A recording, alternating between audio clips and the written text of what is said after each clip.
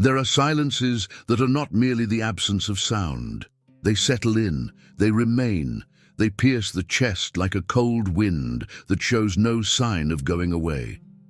Perhaps you are familiar with this type of silence. Not the silence of peace, but the silence of weariness, that which arises when the soul continues trying but can no longer feel, when faith still exists but seems too heavy to bear in the same way. This silence doesn't arrive by making noise. It appears slowly, almost imperceptibly. The routine continues. Obligations remain. Words still come out of the mouth, but something inside begins to shut down. It's as if the heart enters survival mode, and then questions arise that we try to avoid. Does God still speak to me? Or have I simply lost the ability to hear? Did I do something wrong? Did he turn away? Or was it me? This kind of silence is frightening because it reveals something. He eliminates distractions. It removes the noise that previously muffled the truth. It brings us face to face with what remains when strength is gone. Perhaps you are experiencing this right now. You keep walking, but without a clear direction. He continues praying but receives no answer. She continues to believe, but with a heart weary of holding on to expectations that seem not to be fulfilled. And the hardest part is explaining that to someone. Because from the outside, everything looks normal, but inside, something dried up. This is the type of desert that almost no one sees. There's no sand between your toes, but there's aridity in your soul. There's no scorching sun, but there is emotional exhaustion. There is no physical isolation, but there is a profound loneliness, the kind that appears even when we are surrounded by people. It is at this point that many begin to wonder if it is still worth continuing. Not because they've stopped believing in God, but because they're tired of trying to be strong all the time.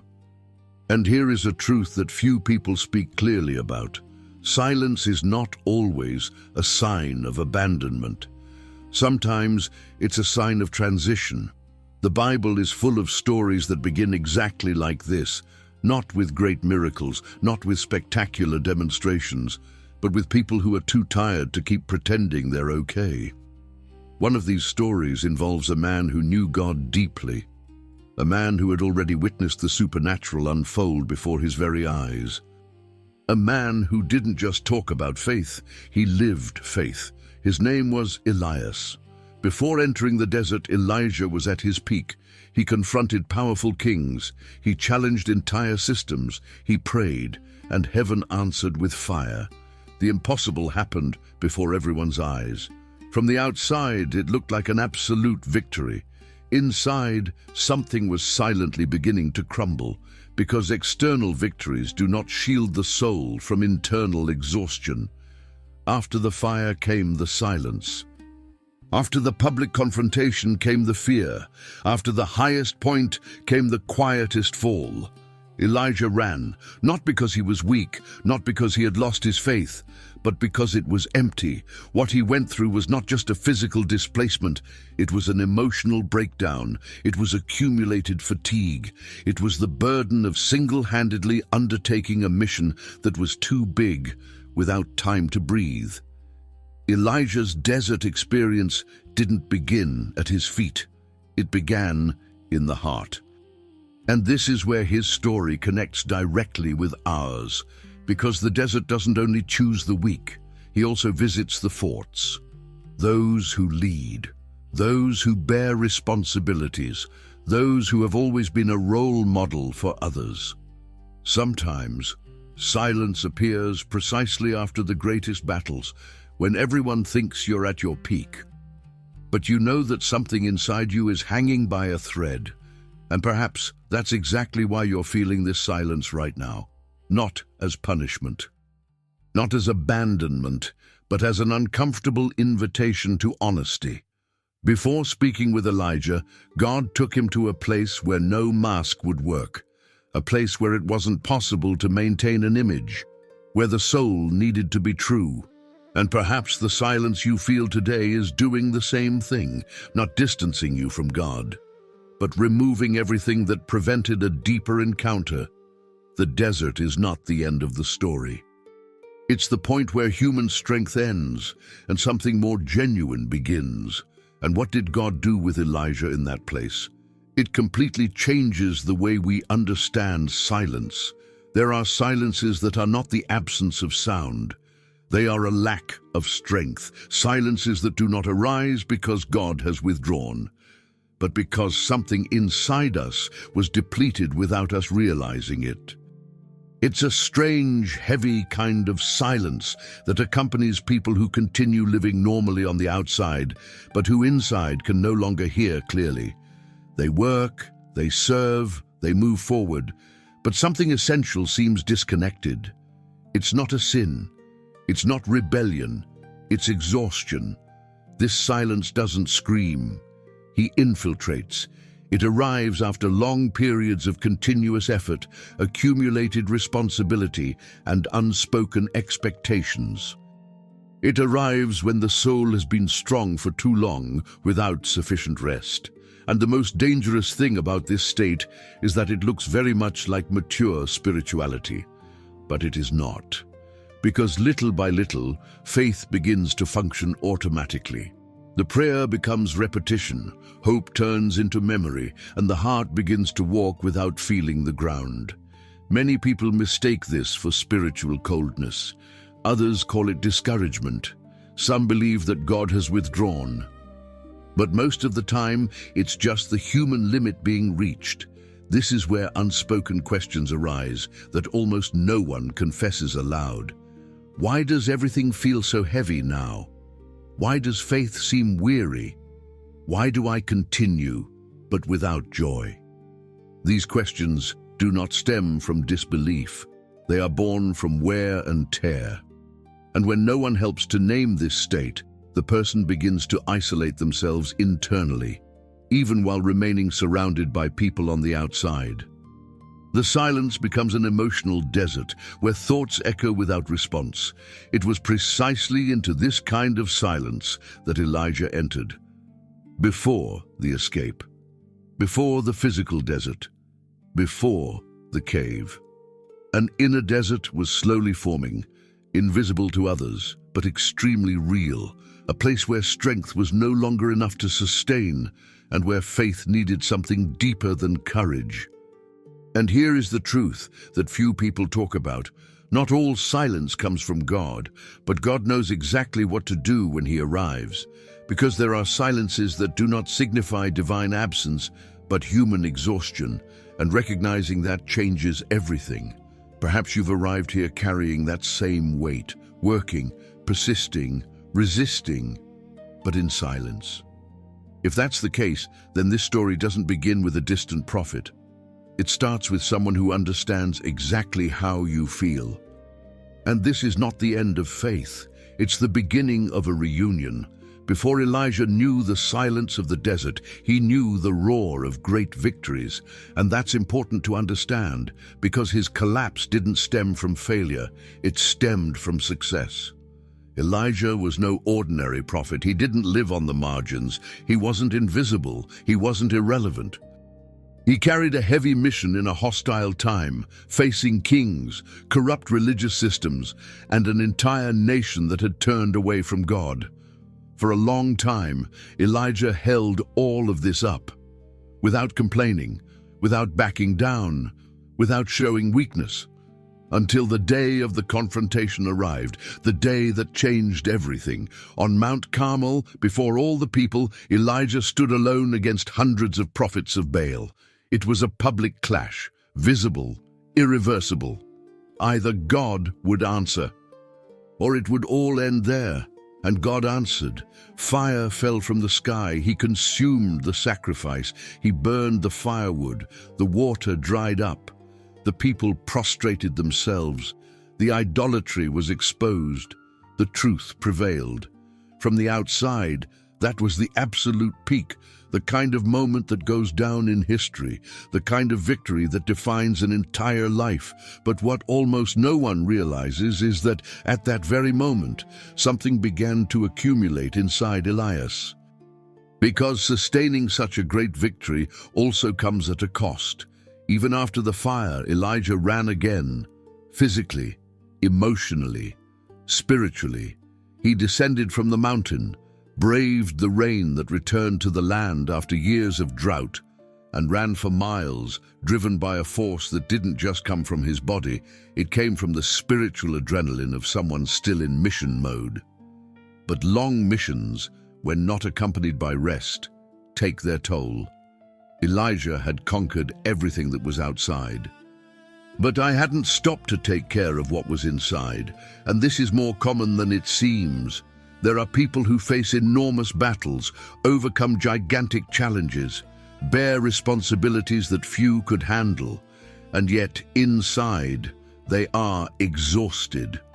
The problem is that no one teaches leaders, servants, and strong people to recognize fatigue before collapse. Elijah did not fall on Mount Carmel. He fell afterwards, because right after the greatest victory came the threat. A short message, free, direct. Jezebel swore to kill him, and suddenly the man who faced a crowd was afraid of a voice. That doesn't make it inconsistent. That's what makes him human. Fatigue distorts perception. It weakens the understanding of reality. He makes small dangers seem gigantic. Elijah was not reasoning from faith at that moment. He was reacting from exhaustion. The fire had fallen, but the soul was empty. This is where many people get lost. Because nobody understands why someone who has achieved so much starts to fall apart so soon after. But anyone who's been through it knows it's not the battle that breaks. It's a non-stop sequence. Elijah did not flee because he had lost God. He fled because he lost his strength. And when strength runs out, even the strongest faith needs to be sustained in another way. Perhaps this explains something about you as well. Perhaps his silence didn't begin with failure, but after a period that was too intense. Perhaps you're not tired because you did too little, but because you did too much without stopping. Perhaps the desert is not a consequence of error, but of overload. Elias overcame everything he needed to overcome at that moment, but I still hadn't learned that winning isn't the same as remaining whole. The desert that follows victory is treacherous, because nobody is waiting for him. Everyone believes that after the fire comes rest, but sometimes there's a price to pay: pressure, loneliness, silence. And it is at this point that God begins to work in a different way. Not correcting Elias, not confronting, not requiring, but driving.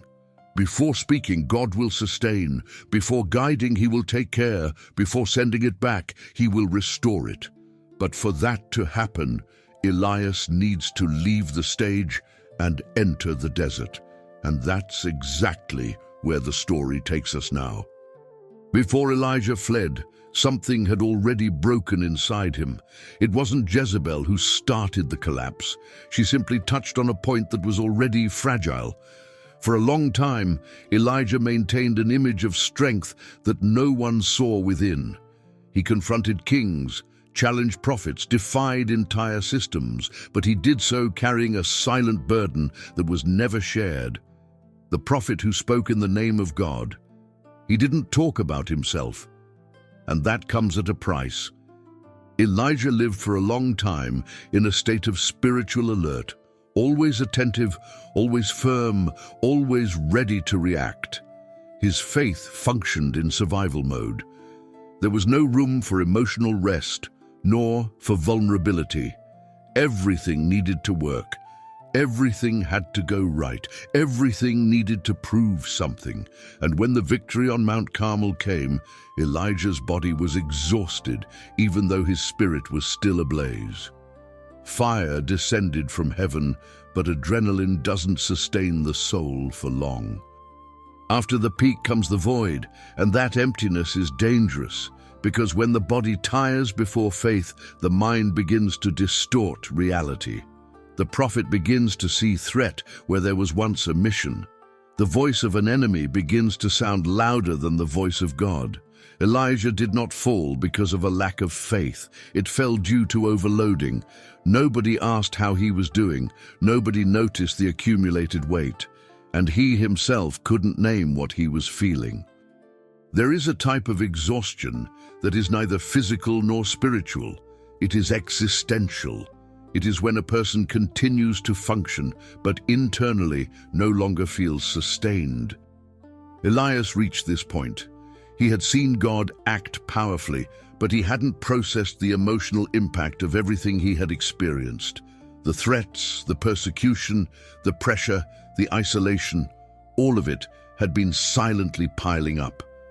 And when Jezebel speaks, her word meets no resistance.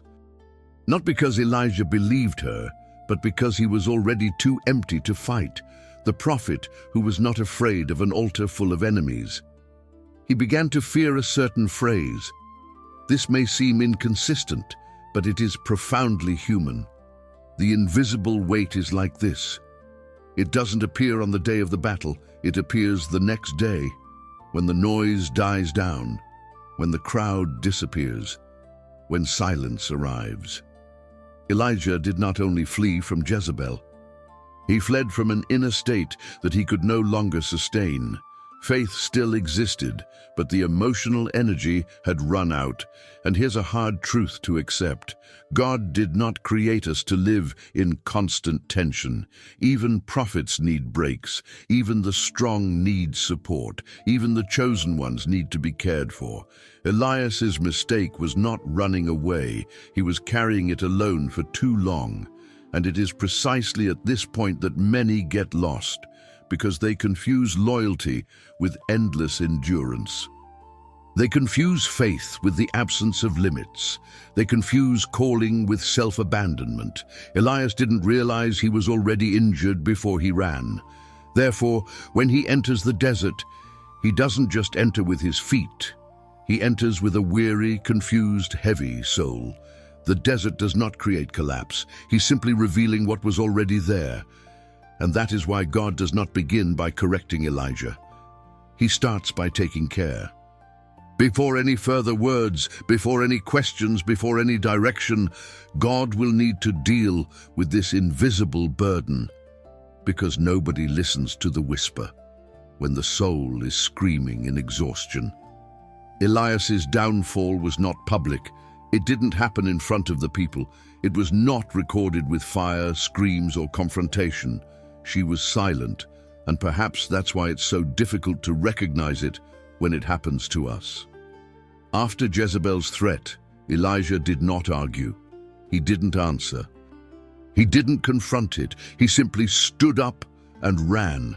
The same man who had confronted kings now wanted distance, mission distance, distance from people, distance from oneself.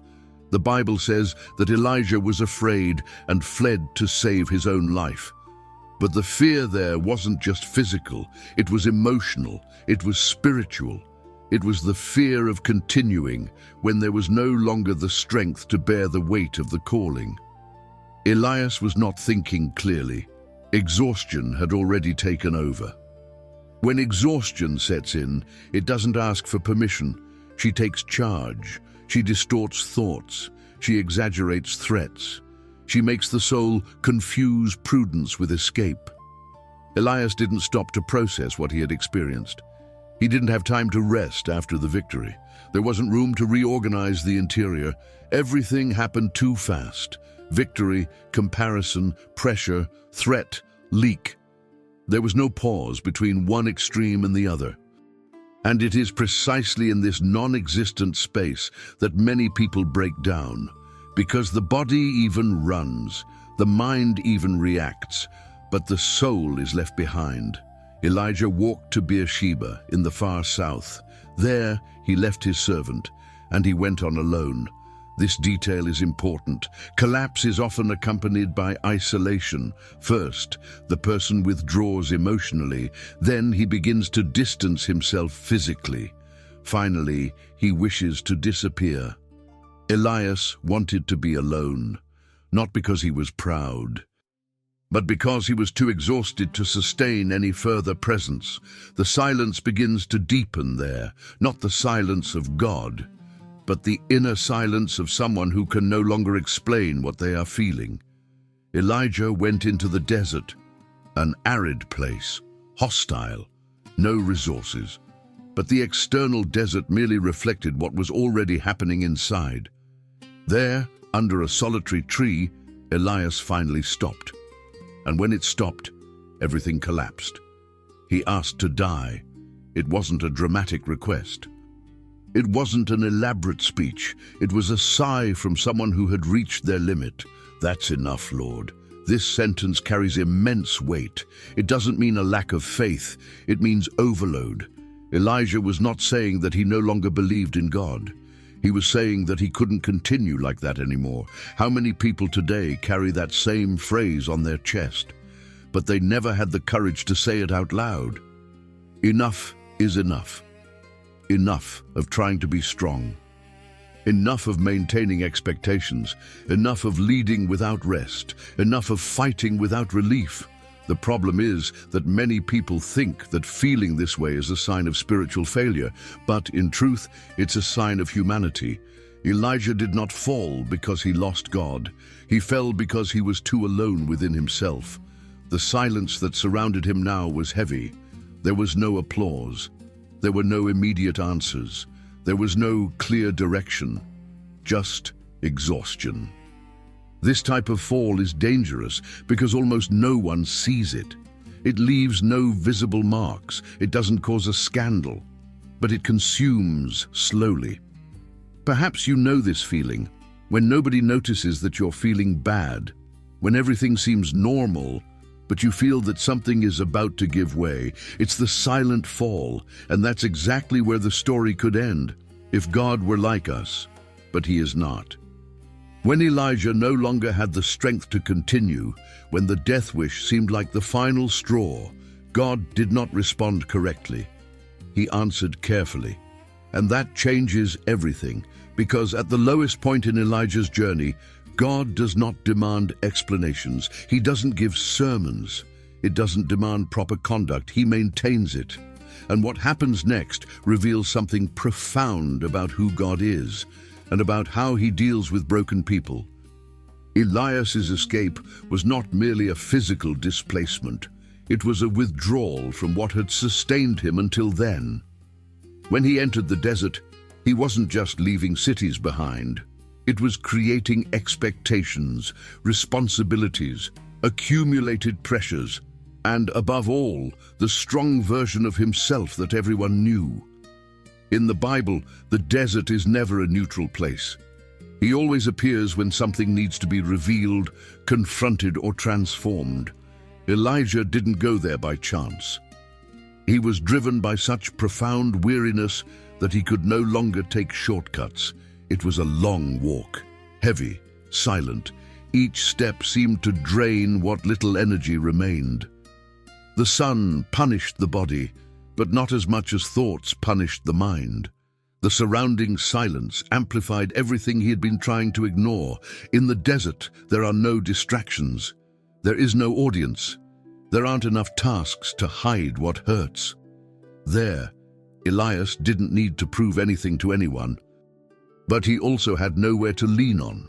The desert is cruel precisely for that reason. He removes the external supports before offering any response. Elias sat down under a solitary tree, a simple, almost insignificant gesture, but full of meaning. He stopped. After running for so long, stopping seemed dangerous, because stopping means feeling. It means hearing what has been silenced. It means facing what has been left unresolved within the heart. And it was there that the weight manifested itself fully. The prophet who had confronted kings was now alone, powerless, without elaborate words, without spiritual discourses. All that remained was the stark truth of exhaustion. The desert does not create collapse. He simply reveals it. Many people fear this place because they believe that God departs from it. But in reality, the desert is where the divine presence becomes impossible to disguise. There is no music, there is no movement. There isn't enough noise to confuse emotion with faith. Elijah did not find God there immediately, but it wasn't abandoned either. There are times when God allows silence not because he has withdrawn, but because the heart needs to slow down in order to recognize him. Elias's escape was both an act of survival and an unspoken cry for help. He didn't say, "Lord, help me," but the body was saying so with every heavy breath. The desert welcomes this type of request, because in it there is no requirement for spiritual performance. There is only room to exist, and perhaps that's what many people need to understand. The desert is not a punishment for those who have failed. It's a temporary refuge for those who have reached their breaking point. Elias didn't know that at the time. All he knew was that he couldn't continue like this anymore, and interestingly, this did not drive God away. This opened up space for a different kind of intervention. Because when human strength runs out, God doesn't engage in speeches. He enters carefully. Before any further words, before any direction, before any corrections, God decides to provide. And the next twist in this story reveals something that completely changes how we understand spirituality. God doesn't speak first, he feeds. Elijah's collapse didn't happen when he started running. It happened when he finally stopped. While the body was still moving, there was an illusion of control. But when the movement stopped, the weight that had been pushed forward fell entirely on top of him. There in the desert, under that solitary tree, Elijah could no longer sustain his own image. There was no audience. There was no immediate mission. There was no one to impress or lead. All that remained was him, and everything that had been ignored. The exhaustion wasn't just physical, it was emotional, spiritual, existential. It was the exhaustion of someone who had carried responsibilities for too long without sharing the burden, of someone who held strong convictions while inside, slowly emptying themselves, someone who was firm with others but never had room to be fragile. And then came the request, not an eloquent outcry, not a structured sentence, but a sigh heavy with pain. "That's enough, Lord." This phrase does not originate from rebellion. It is born from the limit. She does not express disbelief. It expresses exhaustion. Elijah was not saying that God had failed. He was saying that he himself could no longer continue like that. It's important to understand this because many people blame themselves for similar thoughts. Because I felt like stopping. Because I desire deep rest, because it makes you question whether it's still worth continuing. But inner breakdown is not a sin. It is a sign that the soul has reached a point where it can no longer feign strength. Elijah wanted to die, not because he despised life, but because she no longer saw any point in continuing to endure a pain that no one seemed to notice. How many people walk like that today? Living, producing, working. But deep down she's asking for silence, begging for relief, requesting a pause. Internal collapse rarely manifests itself in explosions. It manifests itself in silent acts of giving up, losing enthusiasm, in empty prayers, in a faith that continues to exist, but without joy. Elias was exactly at that point, and God's silence at that moment was not indifference. It was out of respect. God doesn't interrupt inner collapse with pre-prepared phrases. He allows it to happen completely, because only when the soul truly breaks, it's that she stops resisting the care. Elias fell asleep. This is also significant. God did not answer with words. He did not correct the theology. He did not confront the attitude. He allowed them to rest. Sometimes the most spiritual intervention is not a revelation, it's sleepiness, because there are pains that cannot be resolved with explanations, but with recovery. Elias's inner collapse marked the end of an era, the continuous resistance phase, from solitary effort, from strength sustained only by obligation, and at the same time, it marked the beginning of another, a phase where God would begin to guide not through performance, but out of caution. The desert was doing its job, not punishing, not moving away, but dismantling everything that prevented Elijah from hearing God in another way. And when the prophet no longer had the strength even to stay awake, something extraordinary happened. Not a spectacle, not a voice from heaven, one touch, and that touch completely changes the course of the story. Elias reached his limit not in a confrontation, but in an exhausted body. The biblical text is direct, almost disconcerting. He lies down and falls asleep. No, it doesn't pray. Don't argue with God. He doesn't ask for explanations. He simply stops. This reveals something that many spiritual readings ignore. Not every collapse begins with faith. Many start in the body. Elias had walked for miles, endured extreme tension, and carried a constant spiritual responsibility. His entire system was overloaded. His mind could no longer process anything. His emotions were no longer responding. His body had hit the emergency brake. And when the body falls, the soul goes with it. This is where God surprises us. God doesn't appear through sermons. It doesn't appear corrected. It does not appear to have a spiritual requirement. He shows up with food. An angel touches Elijah and says something simple, almost familial. Get up and eat. This is profoundly theological. God understands that at that moment, Elijah didn't need answers. He needed energy. He didn't need direction. He needed support. Care comes before instruction. Elias eats and goes back to sleep. This is important. God does not rush restoration. He respects the rhythm of the injured body. The angel returns a second time, touches him again and says, "Get up and eat, for the journey will be long." God does not promise to shorten the path. He promises to support Elijah so he can cross the river. This changes everything. Food is not just a physical thing. It's a sign that God still invests in that man, even when he can no longer produce anything. While Elijah sleeps, God works. While Elijah lies inactive, God prepares the next step. There is something profoundly liberating here.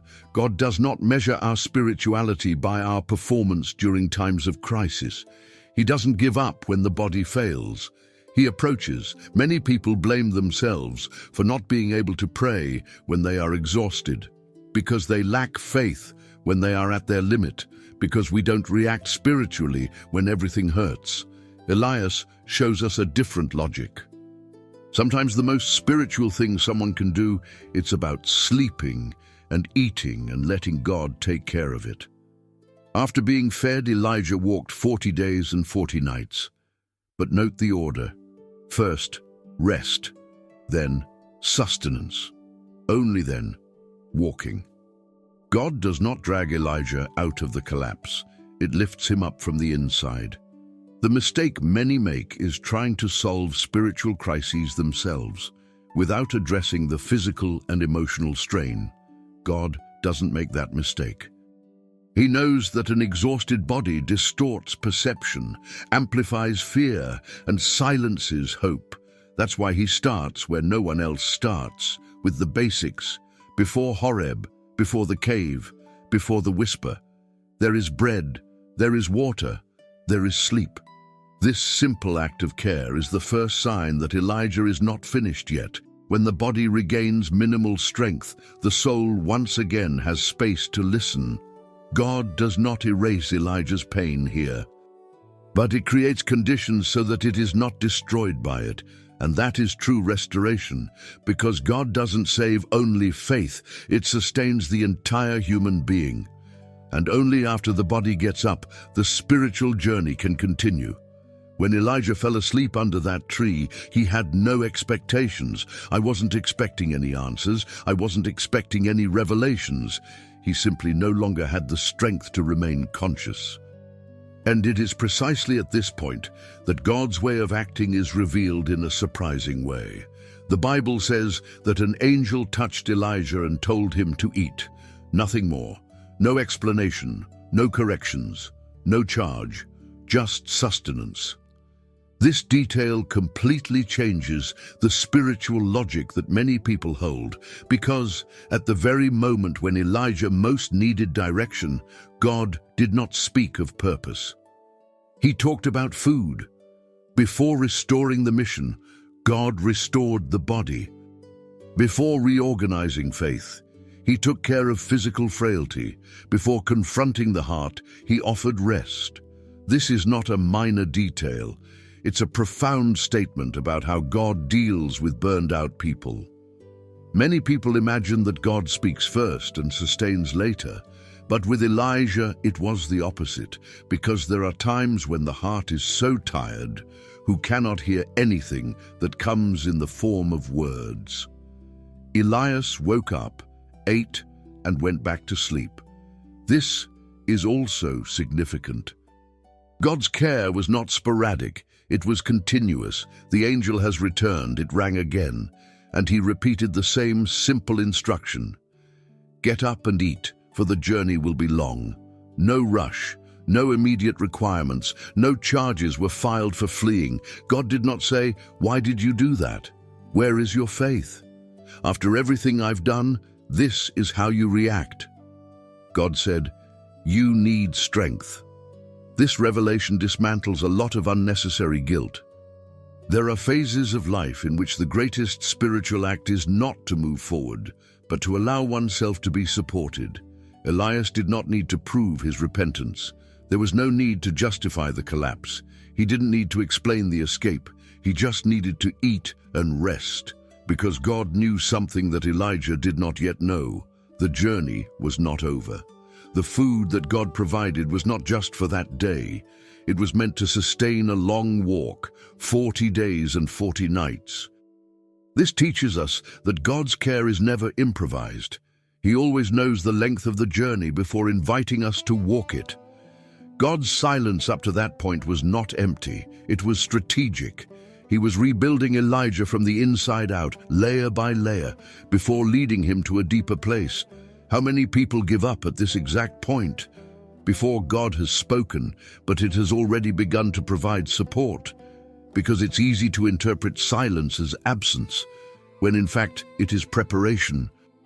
Elijah rose up strengthened, not resolved, not fully restored, but sufficiently sustained to continue, and that was enough for God. Faith does not require absolute strength to take the next step. It only requires sufficient strength. The prophet began to walk again, not because I had answers, but because there was food, not because I understood the process, but because he felt he was still alive.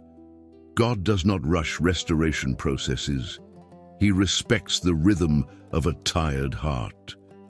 What would come next would require profound silence. Listen carefully. Genuine delivery. Therefore, before speaking, God provided. Before revealing it, he took care. Before directing, he restored the bare minimum necessary to follow.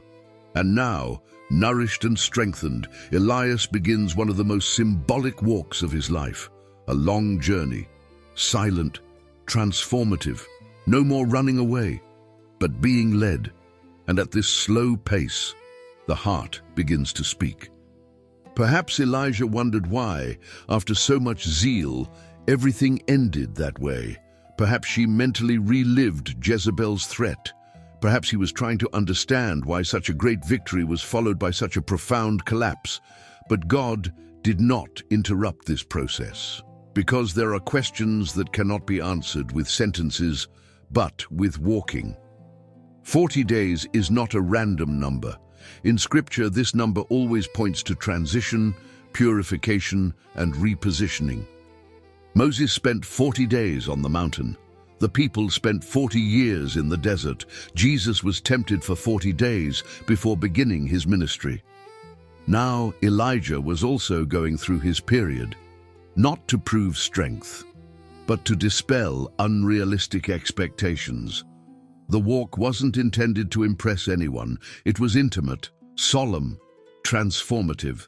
God was leading Elijah to Horeb, the mountain of God, the same place where Moses had met with the Lord, the same place where the law was delivered. A place filled with spiritual memory, but Elijah still didn't know what he would find there, and that's intentional too. God rarely reveals the complete destination before the journey. He reveals enough to keep walking. The faith that sustains you in the desert is not the one that sees the end, but the one who trusts in the next step. During those days, Elijah did not preach. He did not confront kings. He didn't perform miracles. He just walked alive. And that was already a restoration in itself, because the man who wanted to die was now walking. No speeches, no rush, no mask. The silence was doing what the noise never could, preparing the ground to hear God in a different way. Elijah was being stripped of the image of the prophet of fire to become someone capable of hearing the whisper. What was to come at Horeb would not require strength. It would require sensitivity.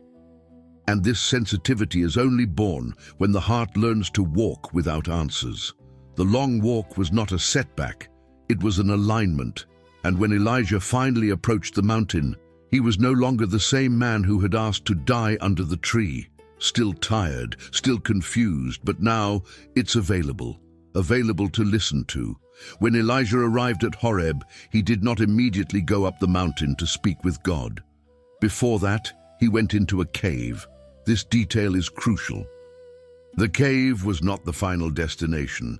It was a temporary shelter, a space for reflection between walking and meeting. Elias spent the night there. After 40 days crossing the desert, after carrying thoughts, memories, and nameless weariness, the prophet hid himself, not to flee from an external enemy, but to protect himself from himself. The cave represents that inner place where the soul retreats when it is too burdened to remain exposed. It's not rebellion, it's about survival. How many people continue to function on the outside, but inside are hidden in emotional caves, physically present, but internally absent, responding, working, producing, while the soul merely struggles to endure. Elijah was there, and it was there, inside the cave, that God spoke. This also breaks expectations. God did not call Elijah on the mountaintop. He didn't speak in the middle of the crowd. He didn't wait for him to be strong. The word came to the shelter, in the hideout. In a place where no one can see, "What are you doing here, Elijah?" That question was not informative. God wasn't looking for data. It was a revealing question. God was inviting Elijah to verbalize what had been building up, to bring forth what the silence of the journey had brought to life. And Elias's response reveals much more than it seems. He speaks of zeal, of loyalty, out of loneliness. "I was the only one left." This phrase carries a deep pain. Elias wasn't just tired from work. "I was tired of feeling alone on the mission." He had confronted kings, false prophets, and crowds, but now, in the cave, what emerged was a feeling of absolute isolation. This is one of the most dangerous traps of spiritual burnout, the feeling that nobody cares anymore, no one remains anymore, nobody understands anymore. Elias was not lying. He was speaking from a place of pain. God doesn't correct him immediately. Don't interrupt him. Don't reprimand him. God listens. Because before teaching, God welcomes. Before revealing it, he allows the heart to express itself. Then comes the invitation. Leave the cave. It's not a harsh order. It's a gentle invitation. God does not force Elijah out, but it also doesn't allow him to settle down there. A cave is a shelter, not a dwelling. She protects for a while, but it doesn't sustain life. God knew that Elijah needed to leave that inner place, not to expose himself to danger, but to learn something new about his presence, something that would completely change the way Elijah understood God. because what was about to happen was not going to be a spectacle. It would be a redefinition. And upon leaving the cave, Elijah would discover that God does not act only in the extraordinary visible realms, but also, and especially, in the silence that remains when everything falls silent. Elijah left the cave expecting something familiar. Throughout his journey, God had manifested himself through powerful signs: fire that descended from the sky, rain that broke the drought, supernatural strength to run ahead of a king. The extraordinary had always been God's language in his life. Therefore, when the mountain began to move, Elijah was not surprised. A strong wind came, so intense that it tore through the mountains and shattered the rocks. A kind of force that commands respect, that silences any human resistance. Everything there screamed power, but God was not in the wind. Then the earth trembled, a violent earthquake, impossible to ignore. The unstable ground served as a reminder that nothing is truly solid before the Creator. But God was not in the earthquake.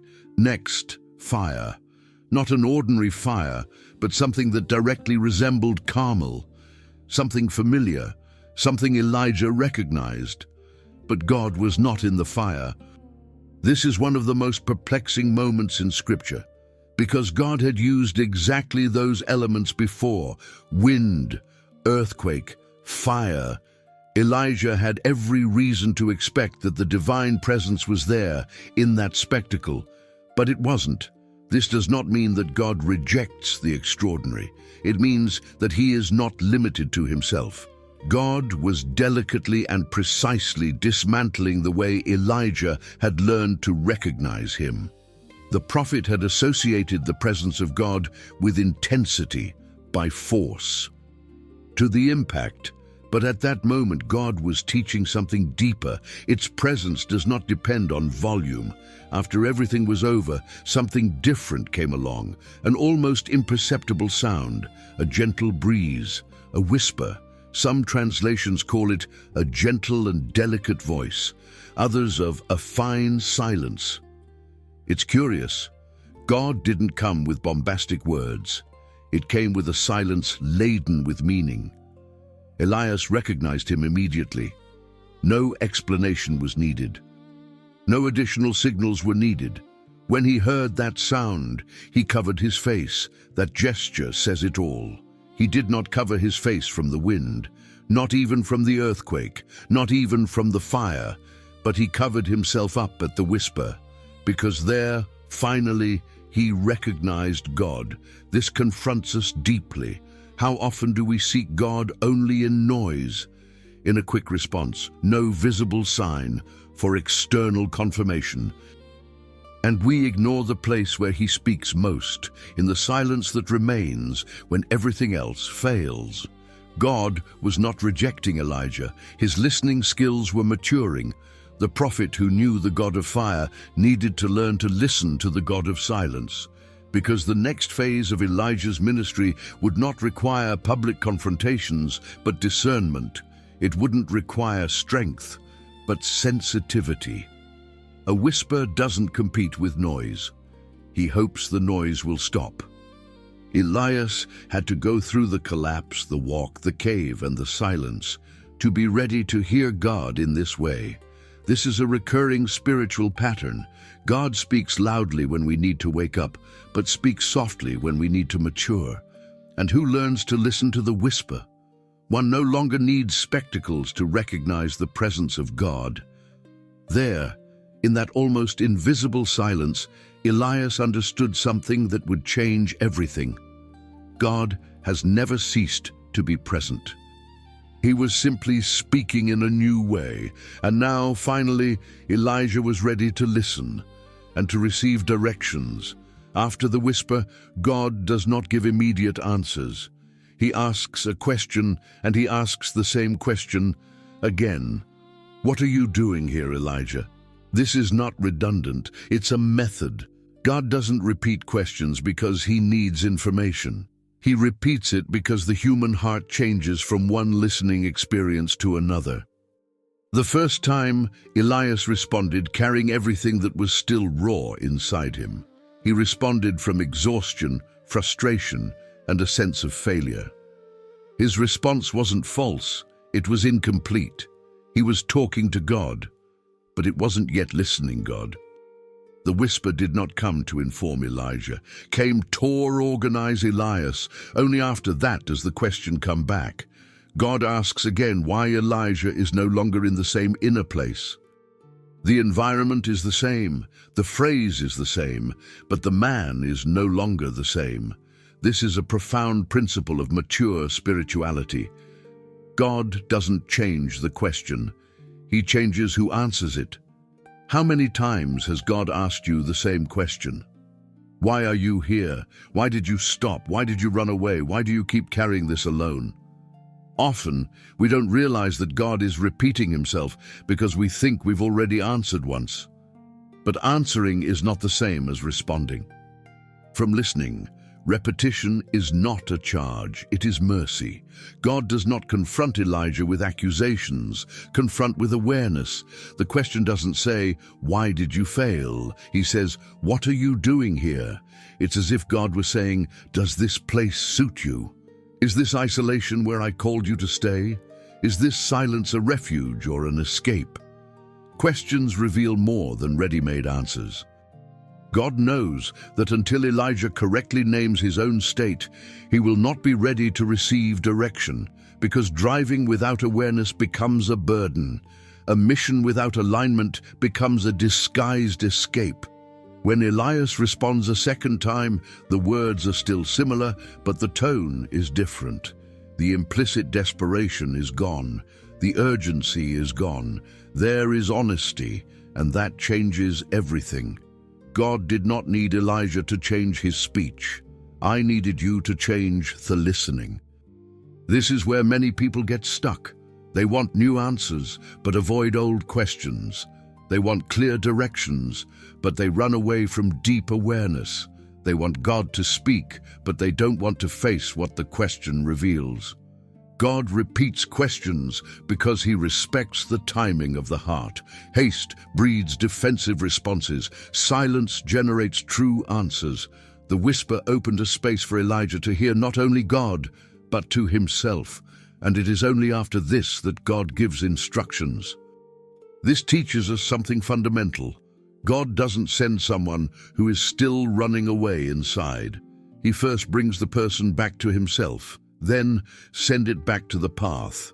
The repeated question is the gateway between care and mission, between the cave and the shipment, between collapse and repositioning. And if God is repeating something in your life, maybe it's not insistence.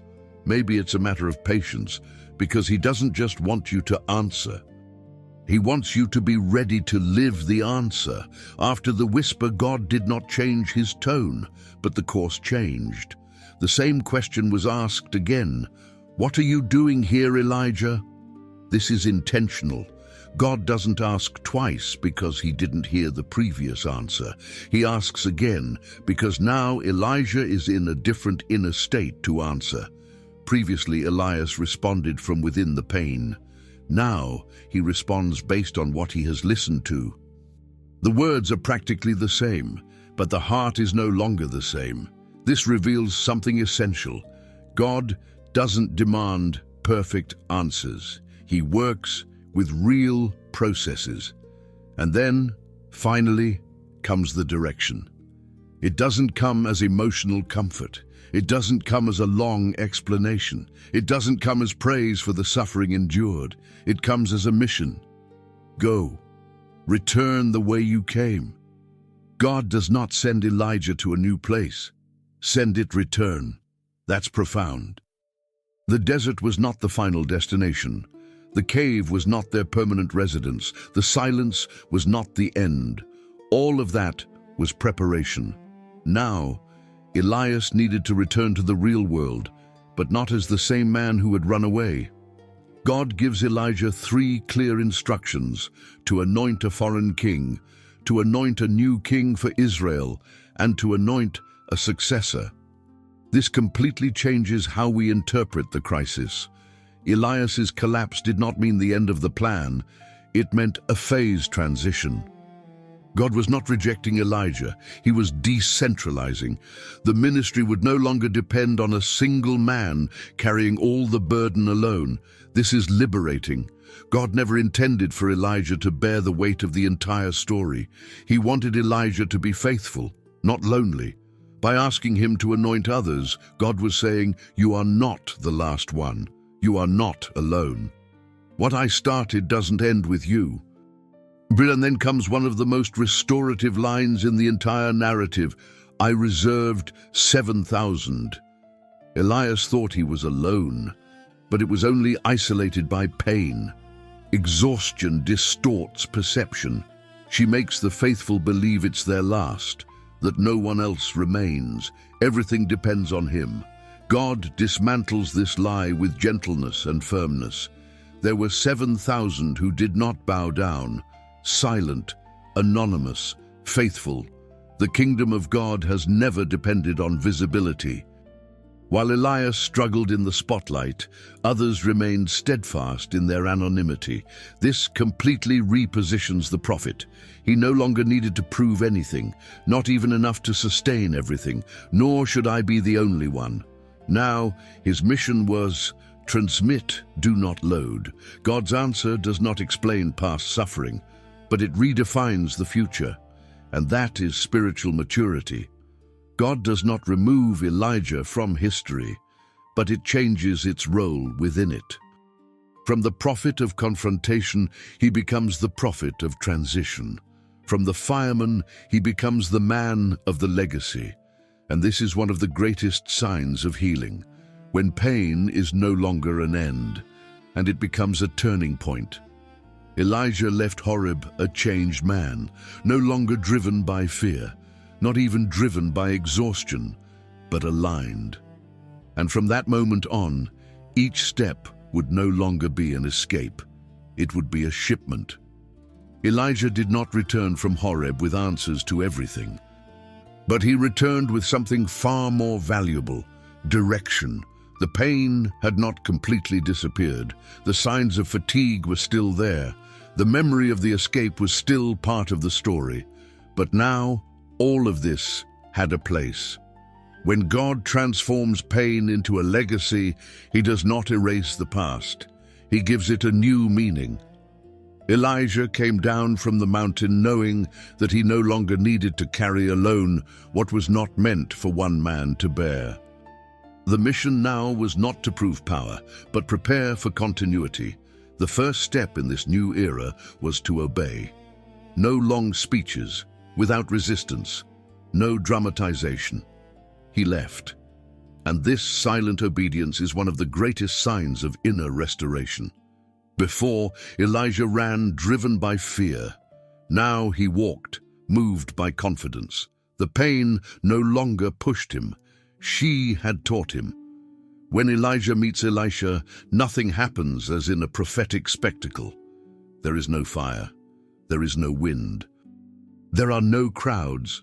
There is shared work, land being plowed, oxen pulling the plow, routine. God calls in the ordinary. The man who confronted kings now approaches a peasant. And this doesn't diminish the calling.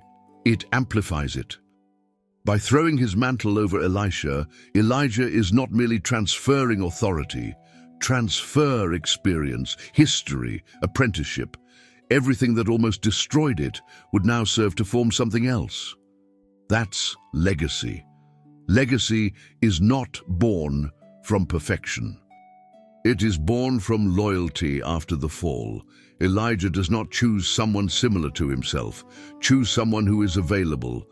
Elisha doesn't ask for explanations. No terms are negotiable, he replies. And this answer is only possible because someone before him crossed the desert, faced the silence, and learned to hear God without depending on the noise. Elijah's pain was not wasted. She became a bridge between generations, bridge between phases, a bridge between the God of fire and the God of whispers.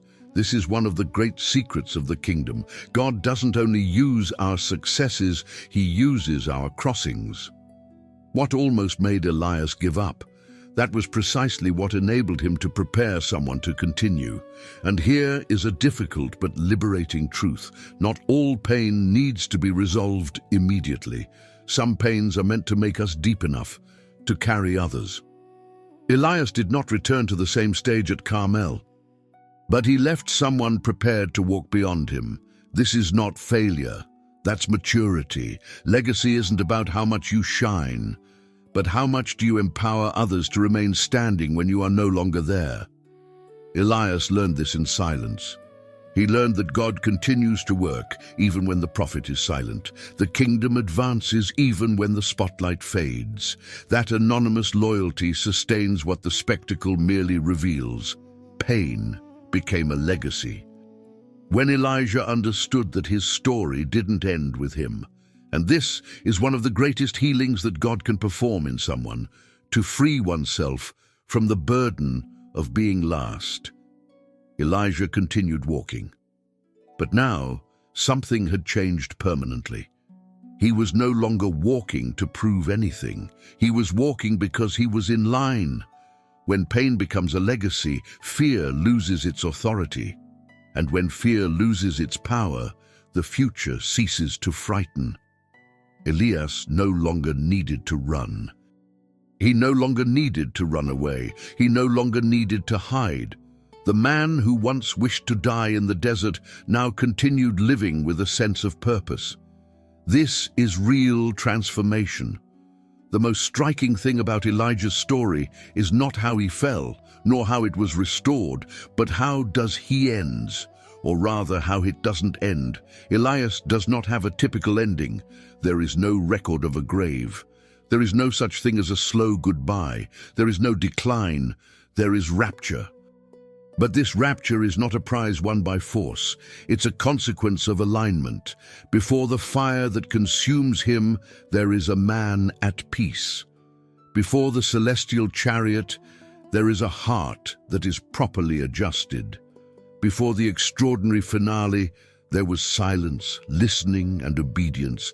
This matters, because God doesn't take Elijah at the height of Carmel, not even at the moment of the confrontation, not even on the day of the public victory. He takes Elijah after from the cave. After the collapse, after the silence, after the internal reorganization, the glorious end only comes after the invisible cure. Elijah learned that the greatest miracle was not the fire that came down from heaven, but the God who descended to his exhaustion.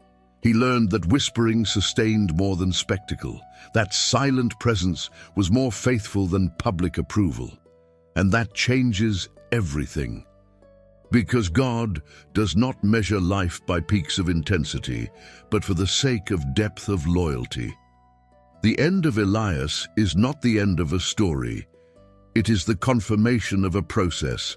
He wasn't taken because he was strong.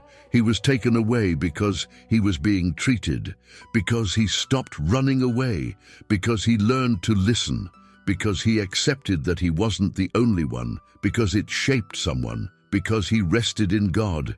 This is the kind of ending the kingdom celebrates. And here is the inevitable application. Not all deserts are a sign of abandonment. Not all silence is absence. Not every fall is a failure. Some journeys exist to prepare us for something that can only be sustained by those who have been broken and restored. If Elijah had stopped in the desert, he would have died as someone who had won battles. But he lost himself. But he continued. And because it continued, it was transformed. The end that seemed like death, it turned out to be a shipment. And the silence that seemed empty, the direction was revealed. Elijah's story doesn't end in the fire. It ends with her listening in. And this completely changes the way we look at our own journey. Because Elijah was not a weak man. He was a tired man. It wasn't someone without faith. He was someone who gave his all for too long. And perhaps that's exactly where you'll recognize yourself. Perhaps you are not in rebellion. Perhaps you are not far from God. Perhaps he's simply exhausted from carrying things that were never meant to be carried alone. Elias did everything right, and yet he collapsed. This confronts us, because we often think that collapse is a sign of error, when in fact it may be a sign of a limit. God did not rebuke Elijah for being tired. He didn't correct him because he wanted to stop. He didn't rule him out for running away. He fed it. He made him fall asleep. She walked with him, and only then did he speak. This is the God that many do not know. A God who does not demand strength when the soul is broken. A God who doesn't shout when the heart is already in ruins. A God who knows how to wait for the noise to subside before whispering. If God spoke to Elijah in this way, he can talk to you too. Perhaps not through a grand sign, perhaps not with immediate answers, maybe not in the way you expect, but he speaks. In the silence that remains when everything else fails. In the pause that comes when the body can no longer take it anymore. In the simple question that reveals the heart, what are you doing here? This question is not an accusation. It's an invitation. An invitation to leave the escape. An invitation to reorganize the soul. An invitation to return to the path, not as before, but as someone transformed. The God of Elijah remains the same. He didn't change the method. We are the ones who have forgotten how to listen. We live surrounded by noise, expectations, comparisons, and spiritual and emotional demands. And in the midst of all this, we expect God to shout, but he whispers. Because whoever learns to listen to the whisper, you no longer depend on noise to know that God is near. If you are crossing a desert, this does not mean that God has turned away. It could mean that he is closer than ever, preparing you to hear him in a deeper way. And perhaps, like Elijah, what you need now is not a new confrontation, nor any more effort, nor more resistance. Maybe you just need to stop, to hear, and allow God to reposition your heart. Because when he speaks, it's not meant to be crushed. It's for aligning. And when he aligns, the desert ceases to be a prison, and it becomes a passageway. Perhaps the most difficult part of Elijah's story, don't let it be the desert, neither the cave, not even silence. Perhaps it's about realizing how much this story resembles our own, because Elijah did not fall through scandalous sin. He did not fall because of a lack of faith. He did not fall due to conscious disobedience. He fell because accumulated fatigue. And that's uncomfortable because it dismantles a silent belief, the idea that those who truly love God cannot reach their limits. But that's enough. Elias arrived, and maybe you're coming too. Perhaps you continue functioning on the outside, working, serving, helping, being strong for others, while inside something has already begun to fade. It's not rebellion, it's burnout. The problem is that many people confuse this state with spiritual failure. They think they are weak because they have lost God, when in fact they ran out of steam. And God knows how to distinguish one thing from another. Elijah was not treated as an unfaithful person, but as someone overloaded. This completely changes the tone of the story, because if God treated Elijah that way, he will not treat you with any less care. Perhaps the silence you feel isn't God turning away, but God waiting for you to stop hurting yourself internally, hoping you'll recognize that you can no longer handle everything on your own, waiting for you to admit that something needs to change before you lose yourself completely. Elias didn't need another battle. I needed a repositioning. How many times have you continued fighting battles that God never asked you to fight? How many times have you stayed in places that were no longer called for but simply habits? How many times have you confused loyalty with insistence? God does not ask Elijah to be strong in the cave. He asked that Elijah be honest, and honesty in the eyes of God is more powerful than any outward appearance of strength. Perhaps you are exactly at that point, not lost, but too tired to keep pretending everything is okay. And God is not offended by that. He doesn't back away when you acknowledge your limits. He approaches. The question, "What are you doing here?" is not an accusation. It's an attempt to restore awareness. It is God saying, "Is this place still life for you? Is this weight still yours? Is this pace still healthy?" Because God doesn't save people only to crush them later with impossible expectations. He saves to drive. And driving sometimes means to stop. Stop running. Stop tasting. Stop carrying what you weren't given to bear on your own. Elias had to stop in order to avoid dying inside. Perhaps you need it too. And that doesn't diminish his faith. This protects her. There is a spirituality that becomes ill because it never rests. And there is a mature spirituality that learns to listen to the whisper. A whisper doesn't attract attention. Not impressive. It doesn't go viral, but it holds up. If you only recognize God when he speaks loudly, perhaps you are missing what he is saying now, because God doesn't yell at those who are already broken. He whispers.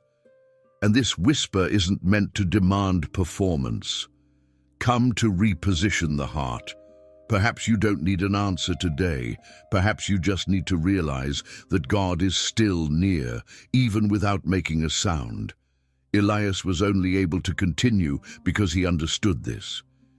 And if you understood that too, so perhaps this isn't the end of your story. Perhaps this is the exact point where God is preparing something new, lighter, more aligned, more true, not to destroy you, but to return you to yourself. Perhaps throughout this story, you've noticed something unsettling. The God who appears here, God doesn't solve everything quickly. It is not God who eliminates the desert immediately. It is not God who answers before dealing. It is God who walks. That sustains. Waiting, and that requires maturity to accept. Elijah did not leave the desert with all the answers. He left with the steering wheel. And that was enough. Because true faith is not born when everything makes sense, but when, even without understanding everything, we decided to continue walking with God. The silence that once seemed like abandonment, it turned out to be preparation. The cave that looked like a hiding place, it revealed itself as a place of alignment. The desert that seemed like the end, it turned out to be the beginning. This is the great spiritual turning point in the story of Elijah. And maybe yours too. You don't need to be strong all the time. You don't have to support everything alone. You don't need to prove anything to God. He already knows where you are. You already know the weight you carry. Have you ever heard prayers that you were never able to put into words? And just as he did with Elijah, God doesn't start by speaking loudly. He starts by getting close. If today you feel that God is silent, do not conclude absence. Ask yourself if he isn't waiting for the noise to stop so that you can really hear it. Because when God speaks, this is not meant to be confusing, it's for repositioning. And when he repositions, the journey changes, pain finds meaning, and the future ceases to be frightening. Now, let me speak directly to you. If this message touched something deep within your heart, if you recognized yourself in this weariness, in this desert, in this silence, don't walk alone. There are other people crossing the exact same valley, believing that they are the only ones, just as Elijah believed. And perhaps God is using this story, and yours, to reach someone who doesn't yet know how to hear the whisper. Therefore, if this reflection resonated with you, stay here, follow this journey, share with those who need to remember that God still speaks, because the same God who found Elijah in the cave, it continues to find weary hearts today, and he still whispers. For those who learn to listen, silence is never the end, perhaps the biggest mistake we make when traversing the silence. Trying to get out of it too quickly is not an option. We want immediate answers. We want clear signals. We want God to explain what is happening. But Elijah teaches us something uncomfortable. Silence is not an obstacle to be overcome. It is a space to be inhabited, because there are things that God does not build in noise. It was in the silence that Elias stopped running away from within. It was in the silence that he realized he wasn't the last. It was in silence that his identity was reorganized, and maybe this is happening to you right now. Perhaps you are living in a time when nothing explodes, nothing happens in a visible way, nothing changes externally, but internally something is being rearranged. Silence does that. He dismantles false sense of urgency. He reveals tired motivations. He reveals what was being sustained solely by force. And God allows this process not to weaken us, but to align ourselves. Elias could only hear the whisper, because the noise of expectation, performance, and self-demand had ceased. God was not absent before. Elias simply no longer had the inner space to listen. This completely changes how we deal with our deserts. Not all silence is correct. Not all emptiness is abandonment. Not every pause is a step backward. Some breaks are strategic. Some silences are educational. Some deserts are preparation rooms. God does not waste journeys. Nothing that Elijah experienced was in vain. Not even victory, not even fear, not the fugue, not even exhaustion. Everything worked together to get him to the point where he could be repositioned. And perhaps that's the question that keeps echoing at the end of this story. What if what you call a delay, for example, preparation? What if what you call silence is God protecting you from decisions you wouldn't yet be able to stand by? And if the desert is not a punishment, but is that the only place where God can speak to you without interference? These questions don't require quick answers. They are asking to be listened to. Elijah did not leave Horeb with a detailed plan. He left with enough direction to take the next step, and that is mature faith. Faith that doesn't require control. Faith that doesn't depend on constant emotion. Faith that learns to walk even without understanding everything. Perhaps today God is not calling you to do more. Perhaps it's calling you to hear better. Listen slowly. Listen without defense. Listen without needing to prove anything, because when the heart is still, the direction becomes clearer. And the most beautiful thing about all of this is realizing that God didn't speak to Elijah like an impatient judge, but as someone who knew exactly the limits of that man. The same God who sustained Elijah in the desert. It continues to support weary people today, people who have not lost faith, they simply lost their breath. If you've made it this far, feeling this weight, know something essential. God is not afraid of your weariness. He does not break from his silence. He doesn't give up when you stop. He approaches, and when he speaks, it's not meant to push you beyond your limit, but to lead you to a place where the soul can breathe again. Silence then ceases to be emptiness, and it becomes a path. Path to healing. Alignment path. The way back. And if this story stirred something within you, don't ignore it. Sometimes God's whisper comes disguised as inner recognition, for identification purposes, of silent tears. This is not weakness. It is spiritual sensitivity being restored. Stay, continue, listen, because the same God who spoke to Elijah, he still talks, and he knows exactly how to reach a weary heart. Perhaps you didn't click on this video by chance. Perhaps something inside you is too tired to keep pretending to be strong. Perhaps this story has resonated with you. So stay here, sign up and walk with us in this time of listening.